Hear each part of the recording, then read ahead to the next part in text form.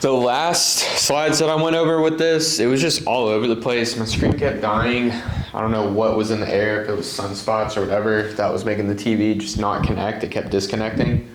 And then also, I was just in a bad headspace. That was literally the day that I took my test, found out I failed my test, and I was like, let's get back in it. And I'm just trying to like hammer this out, but I'm getting super frustrated at the TV and the fact that I have to do all this for like 20 more days, I think, before I can sign up for a test again.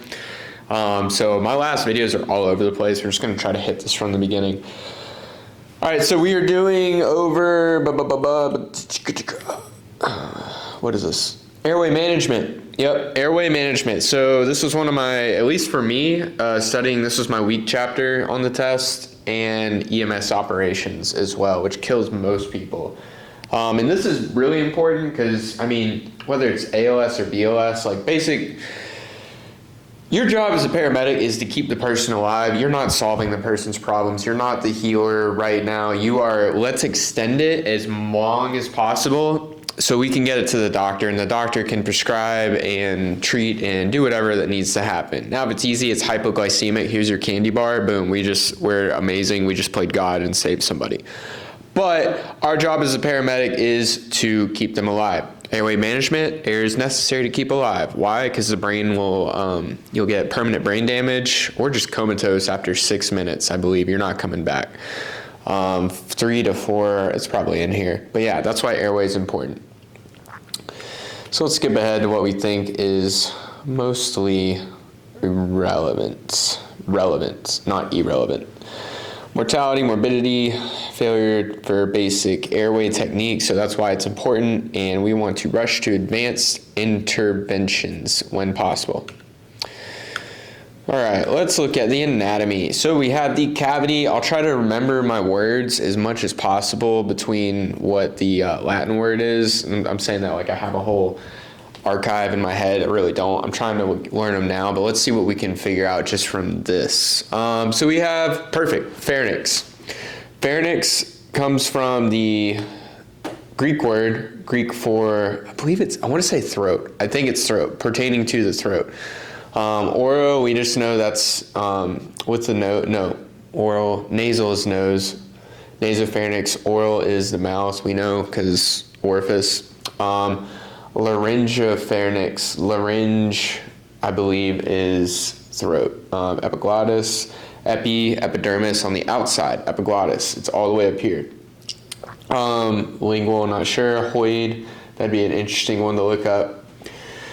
Tongue, lingual, frenulum, vestibule, gingiva. The more that you throw these words out of your mouth, the more likely you're going to recognize them and remember them when you see them in the future. So even if it's something that's just like vestibule, I will never use that in normal conversation.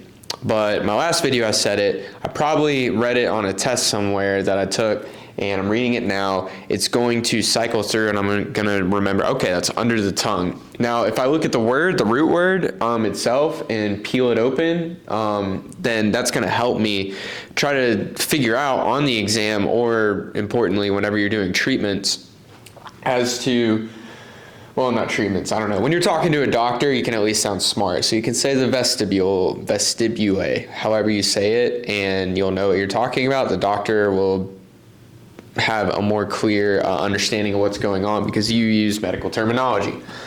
Uvula, we know that. Palatine, tonsil. So think of like your palate cleansing. Okay, palatine, that's something to do, I believe, with the roof of your mouth. Your cleft palate's up there as well, the bone that's top of your skull. Upper lip, yep. Oh, here we go, hard palate.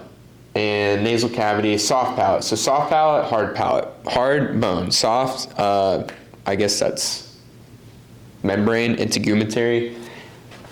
So any orifice in your body, you know, whether it's if it's your rectum, if it is your vagina, if it is your mouth, or even I guess your ears, I'm not sure, you have wax that kind of seals off, but basically like your mouth, how it is wet, it has a wet mucosal membrane in it to protect it, because it's where the outside meets the inside. So you don't want anything going down here all the way to the rest of your body, interstitial space, blah, blah, blah, blah. You have a transition. It's almost like going into like the spaceship, right? Like you have to go through the decompression chamber. Whenever you dock your ship, you always see it in the movies. They open the door and they go into the depressurization chamber. That's what this is. This is that pre-room that before you enter in, everything goes through here first. And it's heavily moisturized, mucosal membrane, just to keep it protected. But also a lot of bacteria can grow in there. And I'm like going way off topic, whatever.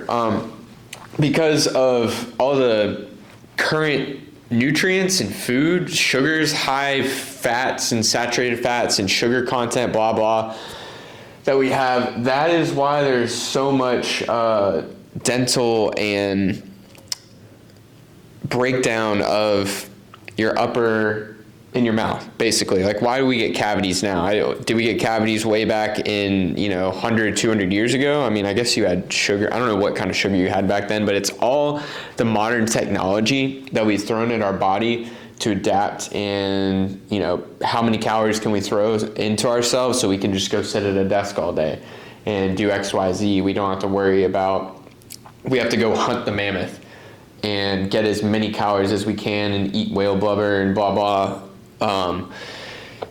Now we have more engineered food and nutrients. So that is why we get dental damage more easily.